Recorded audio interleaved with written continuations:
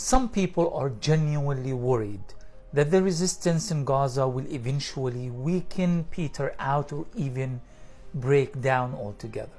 I tell them, do not worry. This is not a story of arms and weapons. It's not a story of Yasin 105 or RPGs.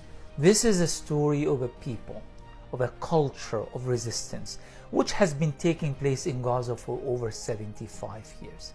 You see, when Israel was established on the ruins of historic Palestine, hundreds of thousands of Palestinians were expelled out of historic Palestine.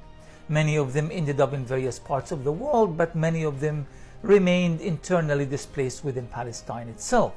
Over 200,000 of them ended up in the Gaza Strip. That's where I was born and raised, in one of those refugee camps.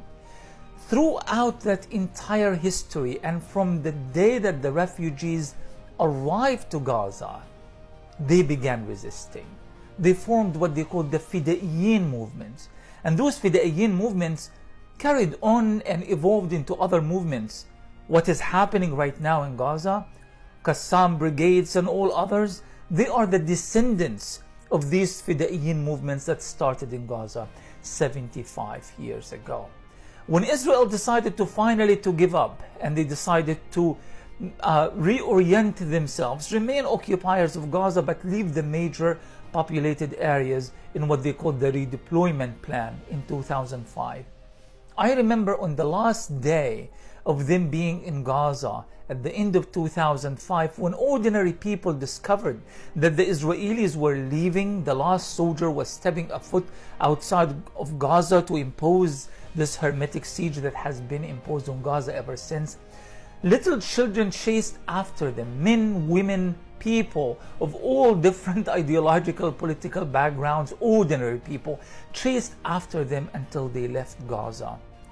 And they threw rocks at them, and many Palestinians were injured. And you would think, but why? They were redeploying out of Gaza. Why don't you just let them be? Because they wanted to send a message that we are victorious and our resistance is going to always be there, and we will continue to resist. And they have since then, before and after. If this is about guns and bullets, then the Palestinian Authority in the West Bank would lead even a bigger war, because they have more soldiers, more security forces, and more guns and more bullets. But it's not. It's about the culture itself. And imagine this. The one who was chased out of Gaza in 2005 was no other than the notorious General Ariel Sharon, one of the greatest military minds in Israel's history. And now who is leading Israel? A failed army, failed military generals, the likes of Netanyahu, his dirty politicking and such. They will not win in Gaza. If they lost against one single Gaza in 2005, imagine what they are going to do against two Gazas, one above ground and one below ground. Gaza is not going to go anywhere. Gazans are not going to go anywhere. There will be no Nakba outside of Gaza. All of this pain, all of this suffering, but Gaza will prevail.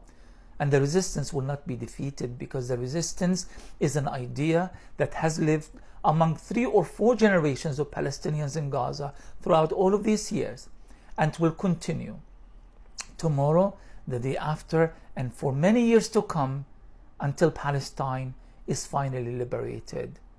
So do not worry. The resistance will not lose.